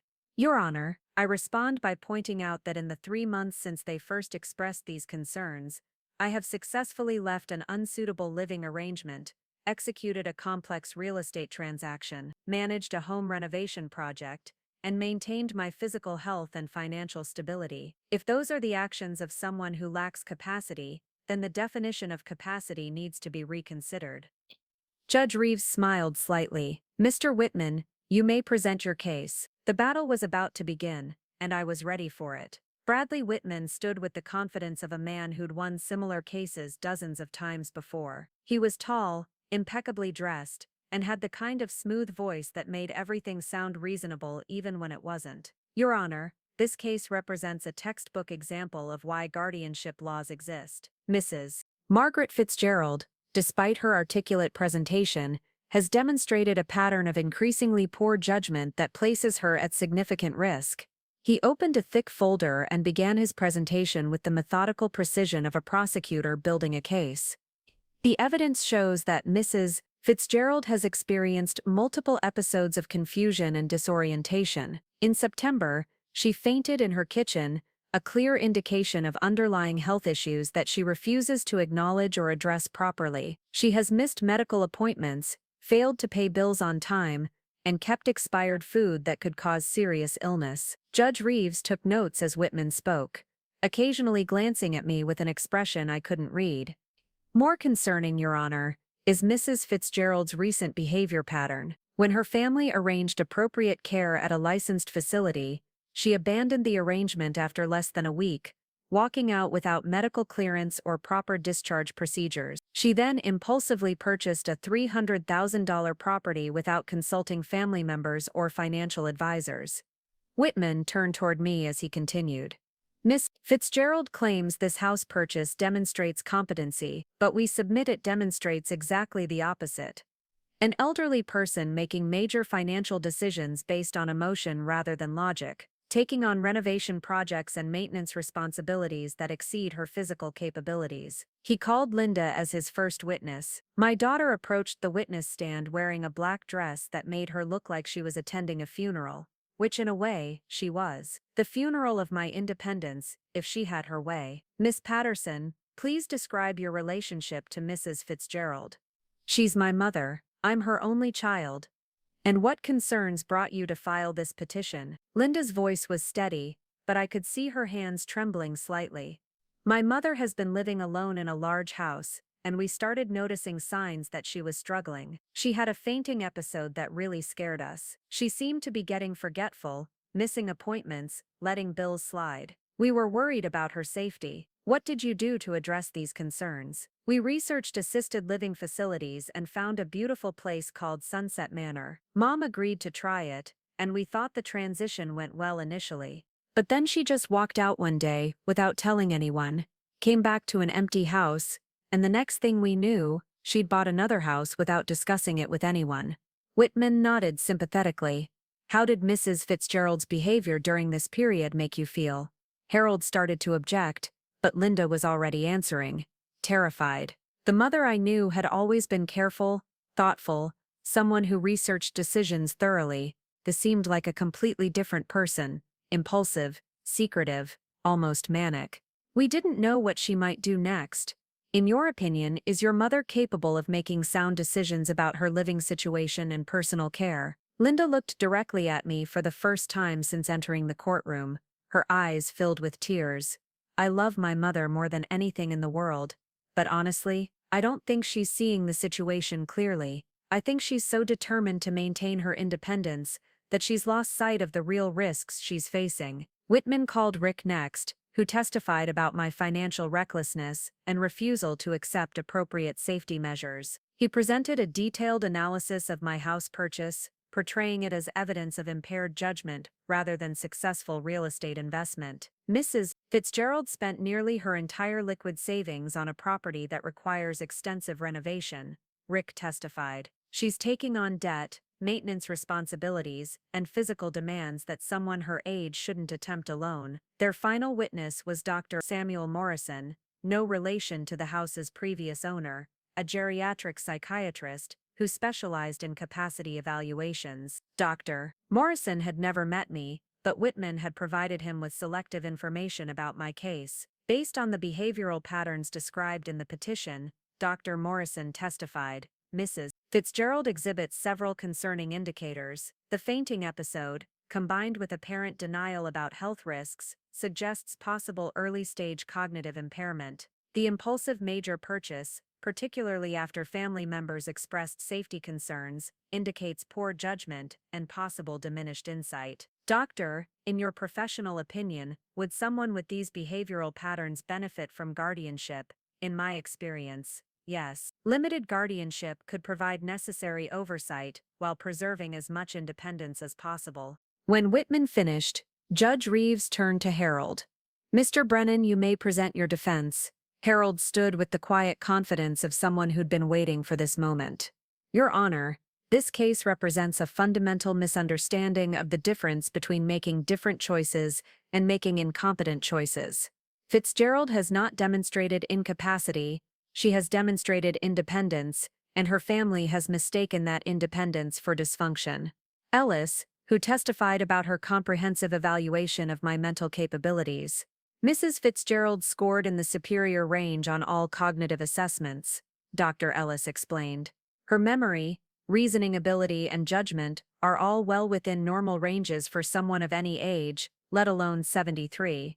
She demonstrated a clear understanding of complex situations, logical problem-solving skills, and realistic assessment of risks and benefits. Doctor, did you find any evidence of the cognitive impairment suggested by the petitioners? None whatsoever. Mrs. Fitzgerald's mental acuity is remarkable. She discussed her living situation with sophisticated understanding of the trade-offs involved in different options. Harold then called Robert Chen, my financial advisor, who demolished Rick's claims about my fiscal irresponsibility. Mrs. Fitzgerald has been my client for 10 years, Robert testified. She has consistently demonstrated excellent financial judgment. Her investment portfolio has grown steadily under conservative management strategies that she actively participates in planning. What about the house purchase that the petitioners characterize as impulsive? From a financial perspective, it was brilliant. She bought a property below market value, in a neighborhood with strong appreciation potential, using cash to avoid financing costs. The renovation investments she's making will increase the property value significantly. This is a sophisticated real estate strategy, not impulsive spending. Mike Sullivan, my contractor, testified about my detailed knowledge of renovation planning and realistic budgeting. Elena Martinez described my thoughtful approach to design decisions and my clear vision for how I wanted to use the space. Mrs. Fitzgerald knows exactly what she wants and why she wants it, Elena testified. She's made decisions based on how she actually lives, not how other people think she should live. But our most powerful witness was Tyler Brennan, the social worker who specialized in elder advocacy. Your Honor, I've worked with hundreds of families dealing with aging and independence issues. What I see in this case is a classic pattern where adult children's anxiety gets projected onto the older adult as incompetence. Tyler explained how normal aging experiences had been reframed as evidence of decline, and how my responses to family pressure had been misinterpreted as confusion. Mrs. Fitzgerald's so-called impulsive behavior actually demonstrates sophisticated problem-solving. When faced with an unsuitable living arrangement that was imposed rather than chosen, she developed a strategy to address her family's safety concerns while preserving her autonomy. The house purchase accomplishes exactly that. She has neighbors nearby, a manageable property, and complete control over her living environment. In your professional opinion, does Mrs. Fitzgerald require guardianship? Absolutely not. She requires family members who can distinguish between their own fears and her actual needs.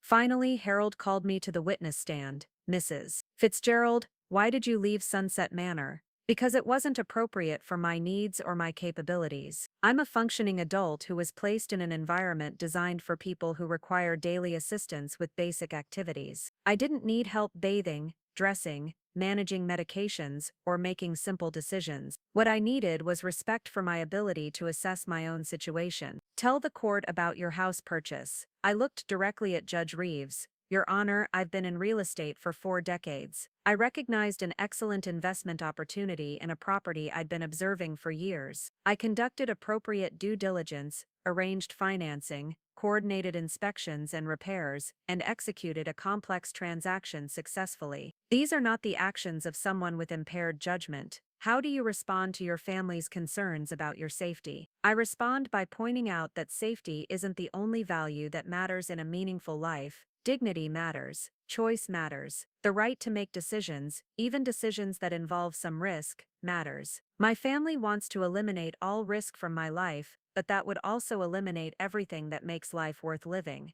Judge Reeves leaned forward. Mrs. Fitzgerald, what would you say to someone who argued that your family is simply trying to protect you? I would say that protection that erases autonomy isn't protection. It's control. Real protection would involve helping me manage risks while preserving my independence, not eliminating risks by eliminating my choices. And if you face health challenges in the future that affect your ability to live independently, then I'll address those challenges when they arise, with appropriate help if necessary.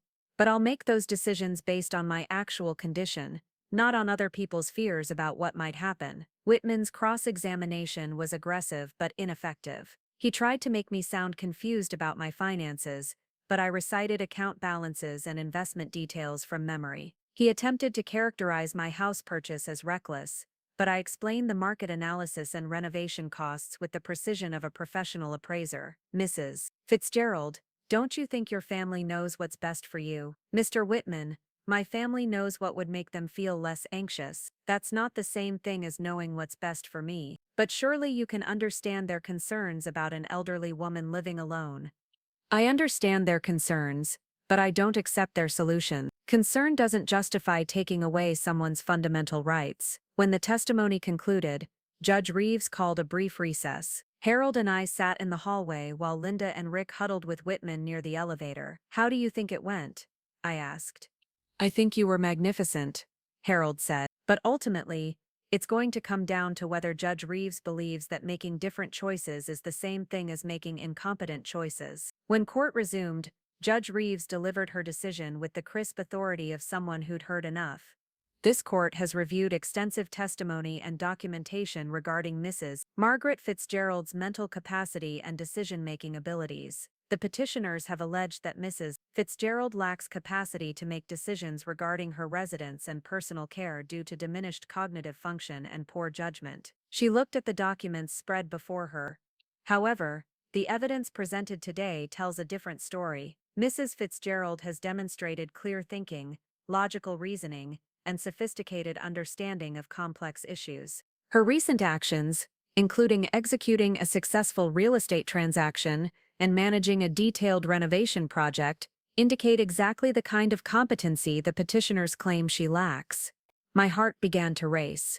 The court finds that Mrs. Fitzgerald's decisions, while perhaps not the choices her family would make, are the decisions of a competent adult exercising her right to determine her own living situation. The fact that these decisions involve some degree of risk does not make them incompetent decisions. All meaningful choices involve risk.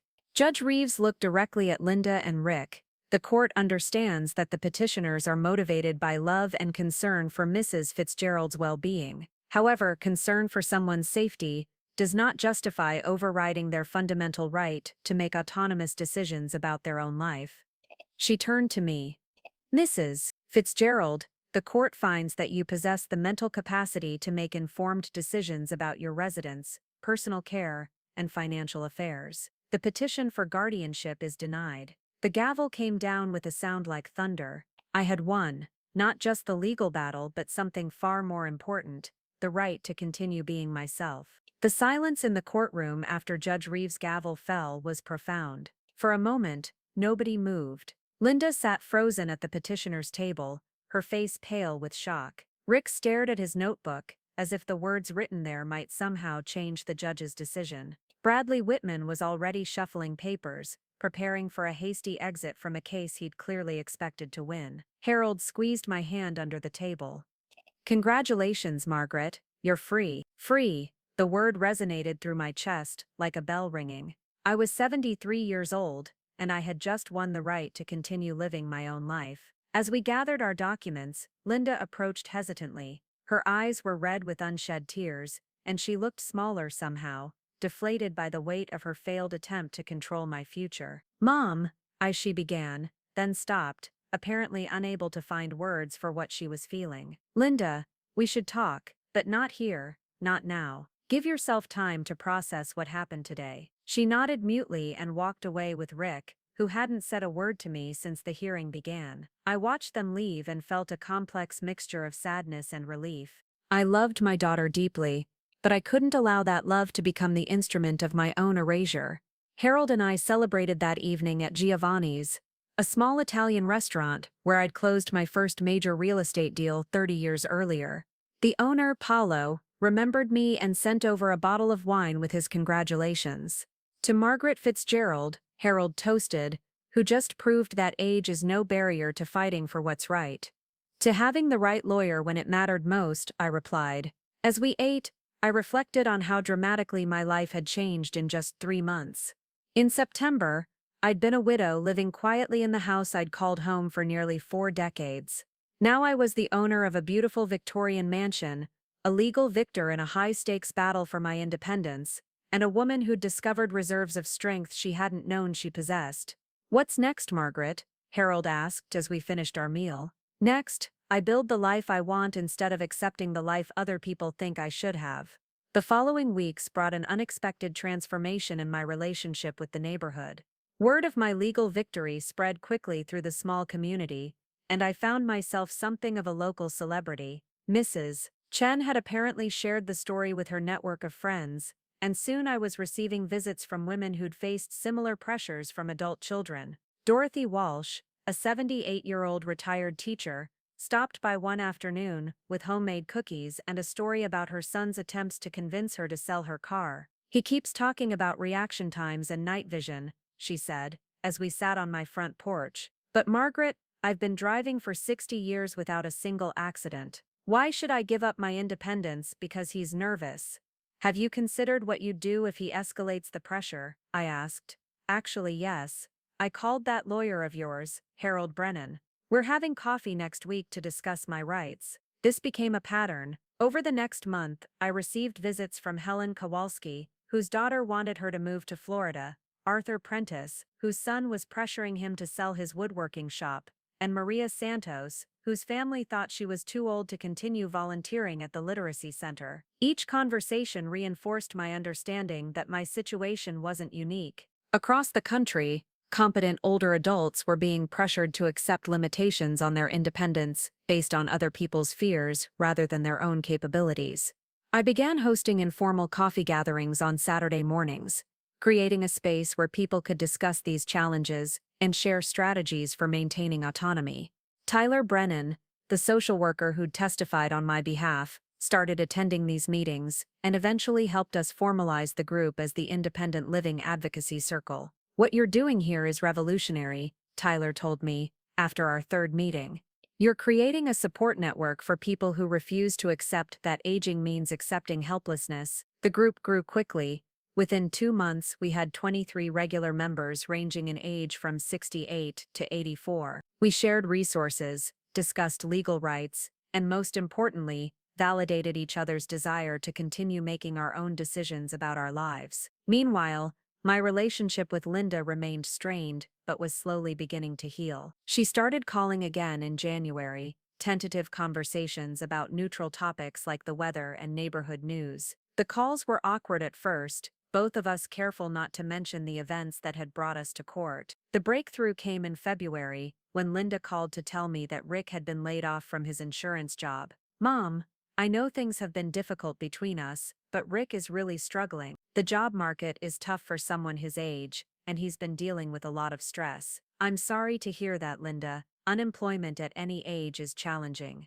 "The thing is," Linda paused, and I could hear her taking a deep breath, "I think some of his anxiety about your situation was really about his own fears of getting older and losing control. He's been seeing a counselor, and she's helped him understand that projecting those fears onto you wasn't fair." It was the closest thing to an apology I was likely to get, and I accepted it. "How are you doing with all of this?" I asked. "Honestly, I'm embarrassed, not about being concerned for your safety, I think that was natural, but about not trusting you to know what was best for your own life. About trying to override your decisions instead of supporting them." We talked for an hour that day, the longest conversation we'd had since before the guardianship petition was filed. Linda asked about my house, my advocacy group, and my plans for the future.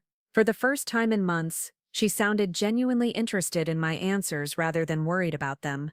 Spring brought new energy to both my house and my life. Elena Martinez and I had planned an extensive garden renovation, transforming the Victorian's formal landscape into something more suited to my lifestyle. We created raised beds for vegetables, installed a greenhouse for year-round gardening, and designed seating areas where my advocacy group could meet outdoors during good weather. The house itself had become everything I'd envisioned. The library was my favorite room, walls lined with built-in shelves, a comfortable reading chair by the window, and space for the collection of books I'd been accumulating for decades. The kitchen renovation had created a perfect space for entertaining, with a large island where friends could gather while I cooked. I'd also begun renting out the 2 upstairs bedrooms to graduate students from the nearby university. Sarah Kim, a doctoral candidate in social work, and James Mitchell, a master's student in public policy, were ideal tenants, quiet, respectful, and interesting conversationalists over the breakfast table. "Mrs. Fitzgerald," Sarah said one morning, as we discussed her thesis on elder advocacy, "you've become a case study in our program. Professor Williams uses your court victory as an example of successful resistance to ageist assumptions. I hope the lesson is that competent adults don't lose the right to make their own decisions just because they get older." That's exactly the lesson. And that fighting for those rights benefits not just the individual, but the broader community of older adults. The advocacy group continued to grow and evolve. We'd helped Dorothy Walsh retain her driving privileges after her son threatened legal action. Arthur Prentice kept his woodworking shop open and was now teaching classes to other seniors. Maria Santos expanded her volunteer work, and was elected to the Literacy Center's board of directors. Most satisfying was Helen Kowalski's decision to stay in Chicago rather than moving to Florida with her daughter. Helen had realized that her daughter's invitation was motivated more by guilt than genuine desire for companionship, and that Helen would be much happier maintaining her established life in a familiar community. I told Jennifer that if she wants to spend more time together, she can visit Chicago, Helen reported at one of our Saturday meetings. Funny thing is, once I stopped being a problem she needed to solve, she started treating me like a person again. By summer, I'd established a comfortable routine that balanced independence with appropriate social connections. Morning yoga on the sun porch, gardening before the day got too hot, advocacy group meetings twice a week, regular dinners with neighborhood friends, and frequent conversations with my tenants who brought fresh perspectives to my daily life. Linda began visiting again in June, bringing her husband Tom, her second marriage after divorcing Rick following his unemployment and subsequent depression. Tom was a retired teacher who treated me with the respect he'd show any intelligent adult, asking my opinions about current events and listening thoughtfully to my responses. "Mom, I owe you an enormous apology," Linda said during one of these visits as we sat in my garden. "I let fear override my respect for your judgment, and I'm truly sorry. Linda, you were trying to protect me. I understand that, even if I couldn't accept your methods. But that's just it. I wasn't really trying to protect you. I was trying to protect myself from having to worry about you. There's a difference, and it took me way too long to recognize it." We spent the afternoon looking through photo albums and talking about her father, my late husband Thomas. Linda shared memories I'd never heard before, stories about how he'd taught her to value independence and critical thinking. "Dad would have been appalled by what Rick and I tried to do," she admitted. "He always said the worst thing you could do to someone was make decisions for them that they were capable of making themselves. Your father was a wise man, so are you, Mom. I should have remembered that." As autumn approached, marking a full year since the crisis that had nearly cost me my independence, I found myself reflecting on how much had changed. The advocacy group now had 47 members across 3 neighborhoods. Tyler Brennan had written a guide to elder rights that was being distributed by senior centers throughout the state. Harold Brennan had become something of a specialist in defending against frivolous guardianship petitions. Most importantly, I had created a life that reflected my values, my interests, and my vision of how I wanted to spend my remaining years. The Victorian house was filled with people and activities that brought me joy. My days were structured around choices I made, rather than schedules imposed by others. On the anniversary of Judge Reeves' decision, I hosted a celebration dinner for everyone who'd supported me through the legal battle. Harold and Tyler came with their wives. Dr. Ellis brought her partner, a philosophy professor who'd been fascinated by the ethical issues raised by my case. Elena Martinez attended with her teenage daughter, who was considering a career in elder law after hearing about my experience. Even Linda came, bringing flowers and a card that read, "To the strongest woman I know, thank you for teaching me that love means trusting people to make their own choices." As we gathered around my dining room table, I looked at the faces of people who'd believed in my right to determine my own future. The room was filled with conversation, laughter, and the comfortable warmth of community built around shared values. After dinner, Harold stood to make a toast. A year ago, Margaret Fitzgerald faced a choice between accepting other people's limitations or fighting for her right to continue living life on her own terms. She chose to fight, and in doing so, she didn't just win her own freedom. She created a model for how all of us can age with dignity and autonomy. He raised his glass to Margaret, who proved that the best response to ageism is living so fully that no one can question your competence. As everyone toasted, I felt a profound sense of satisfaction. Not just because I'd won my legal battle, or because I'd created a beautiful home, or because I'd helped other people defend their independence. I felt satisfied because I'd refused to let other people's fears become the boundaries of my life. That night, after everyone had gone home, and I was alone in my house, I sat in my library with a cup of tea and a book of poetry. Through the window, I could see the lights in Mrs. Chen's house, and beyond that, the house on Maple Street where Linda and Rick had once planned to control my future. But this house, this beautiful, complicated, perfectly imperfect Victorian mansion, was mine. Every decision about how to live in it was mine. Every risk I chose to take or avoid was mine. Every day I woke up here was a day I'd won by refusing to surrender. I was 74 years old, and I was just getting started. The months that followed brought opportunities I hadn't anticipated. Dr. Patricia Williamson, a gerontology professor at Northwestern University, contacted me about participating in a research study on successful aging and autonomy. The study aimed to identify factors that enabled older adults to maintain independence despite family or societal pressure to accept limitations. Mrs. Fitzgerald, your case represents something we don't see often enough in our research, Dr. Williamson explained during our first interview. Most studies focus on decline and adaptation to loss. Your experience demonstrates active resistance to unnecessary limitations. The research involved detailed interviews about my decision-making process, my support systems, and the strategies I'd use to maintain autonomy. Dr. Williamson was particularly interested in how I'd transformed a defensive legal battle into an opportunity for community building. What strikes me most, she said during one of our sessions, is how you've reframed aging from a process of gradual surrender to one of continued growth and engagement. That's revolutionary thinking in gerontology.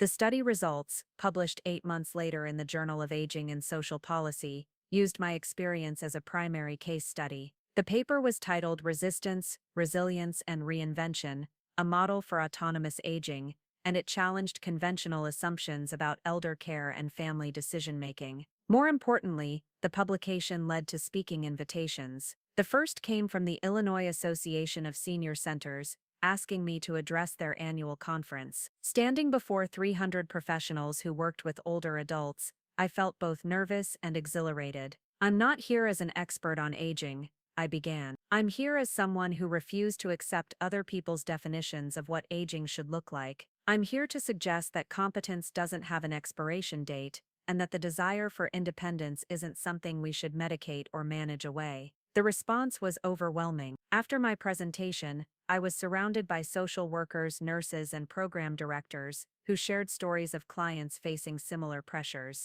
Many asked for copies of the legal strategies Harold had used, while others wanted information about starting advocacy groups in their communities.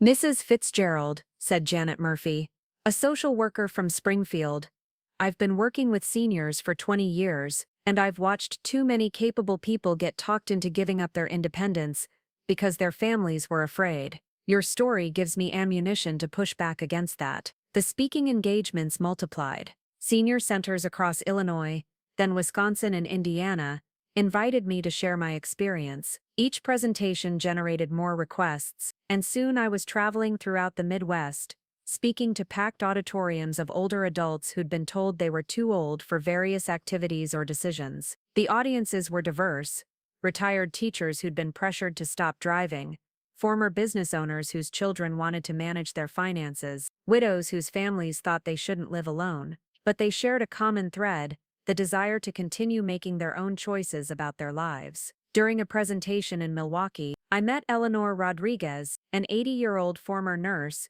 whose son had tried to have her declared incompetent after she decided to spend her savings on travel instead of saving it for potential medical expenses. I worked for 50 years, saved diligently, and raised 3 children, Eleanor told me after my talk. Now I want to see Europe before I die, and my son thinks that's evidence of dementia. Your story gives me hope that I can fight this. I connected Eleanor with Harold, who helped her find a local attorney specializing in elder rights. 6 months later, Eleanor sent me a postcard from Prague, writing, "Thank you for showing me that wanting to live fully isn't a sign of incompetence." The advocacy group in Chicago continued to evolve and expand. We'd moved our meetings to the community center to accommodate our growing membership, and we'd established 3 satellite groups in neighboring suburbs. Tyler Brennan helped us develop educational materials about elder rights, and Harold conducted monthly workshops on legal protections against unwanted guardianship. One of our most successful initiatives was the buddy system,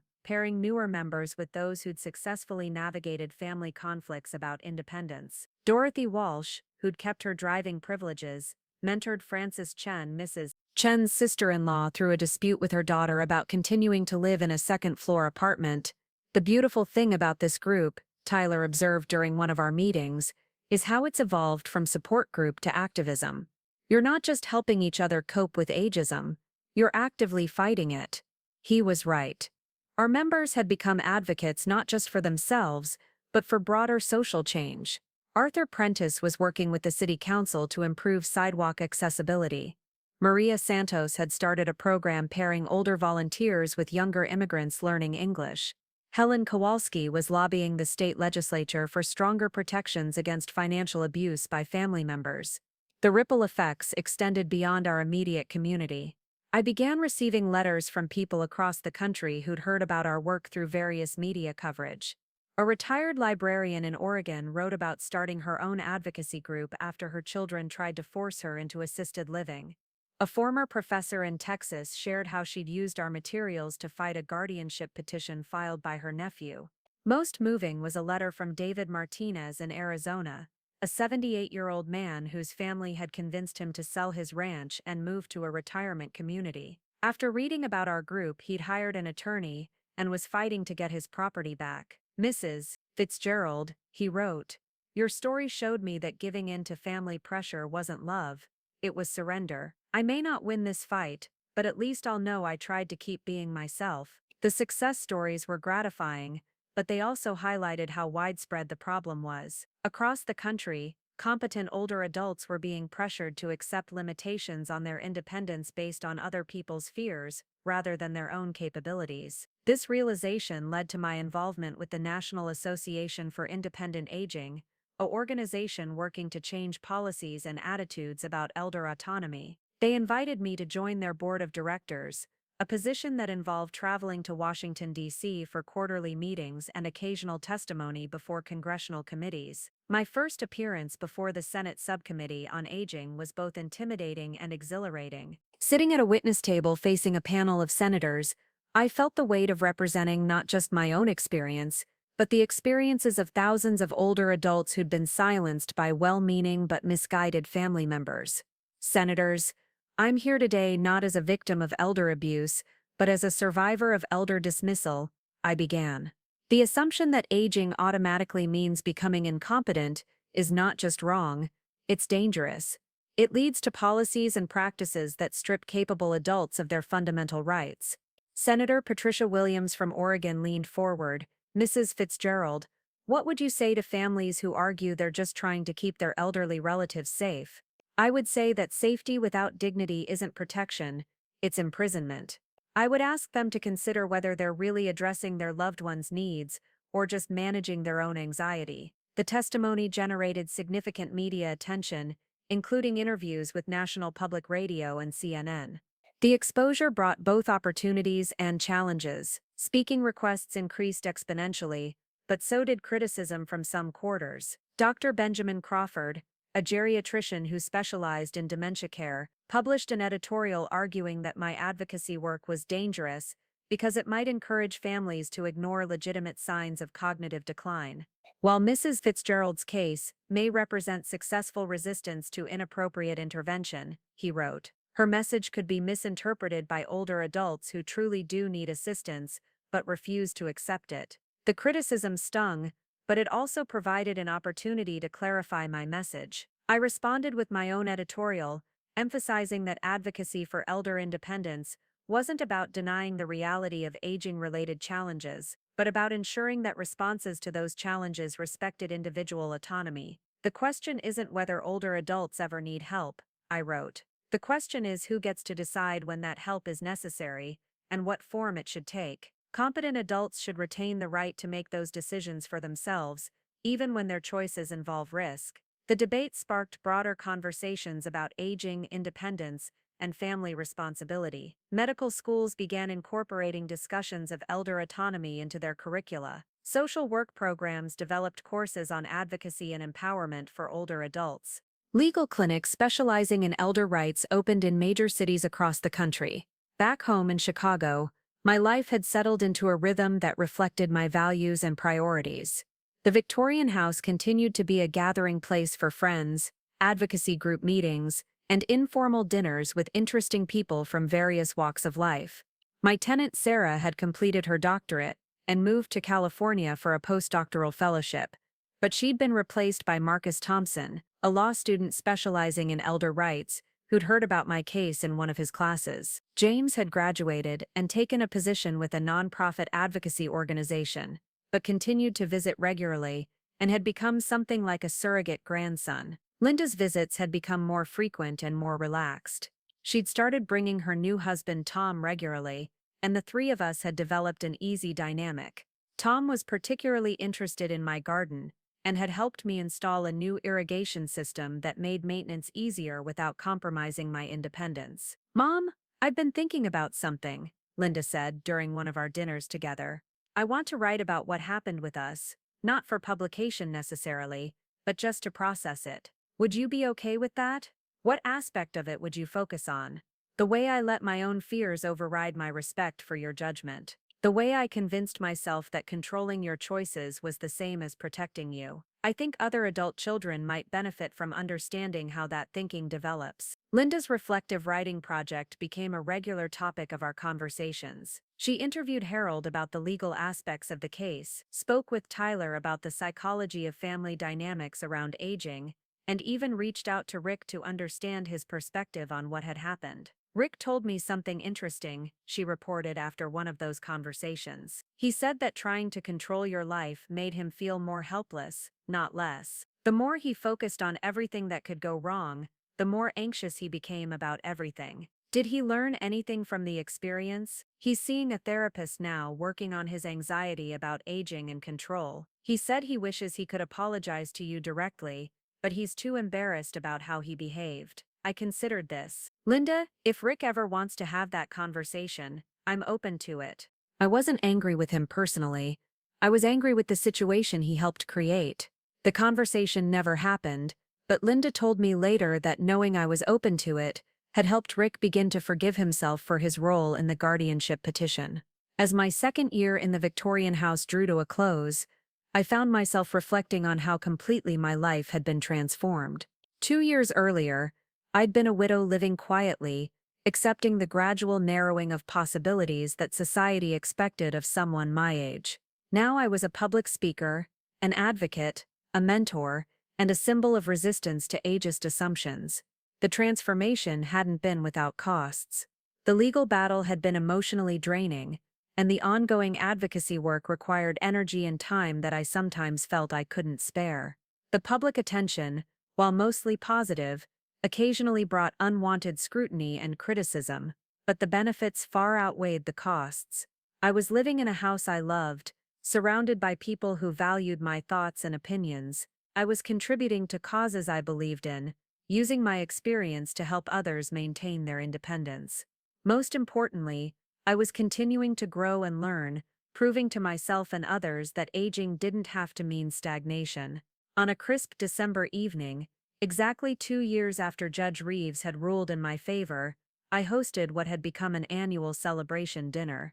The guest list had expanded to include people who'd become part of my extended community through the advocacy work, fellow board members from the National Association for Independent Aging, local attorneys who'd taken on elder rights cases, social workers who'd implemented new approaches to supporting senior independence. The dining room could no longer accommodate everyone, so we'd moved the celebration to the community center. Nearly 100 people attended, representing multiple generations and diverse perspectives on aging and autonomy. Harold, now in his 70s himself, stood to make the evening's final toast.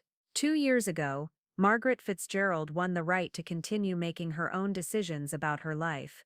But tonight, we celebrate something much larger than one person's legal victory. We celebrate a movement that's changing how society thinks about aging, independence, and the rights of older adults. He gestured toward the gathered crowd. Look around this room. We have social workers who've changed their practice, attorneys who've specialized in elder rights, policymakers who've drafted new legislation, and dozens of older adults who've successfully defended their independence. This is Margaret's real legacy, not just winning her own freedom, but creating pathways for others to claim theirs. As applause filled the room, I felt a deep sense of completion. Not the completion of endings, but the completion of transformation. I'd started this journey defending my right to continue being myself. I was ending it having discovered aspects of myself I'd never known existed. The last page of my story wasn't written yet, but I knew who was holding the pen, and I knew that whatever came next, it would be my choice to make. Looking for more? We've got two amazing stories ready for you right on screen. If this one touched you, these are absolutely worth your time. Click to watch them now. And hey, subscribe and hit that bell to never miss our latest uploads.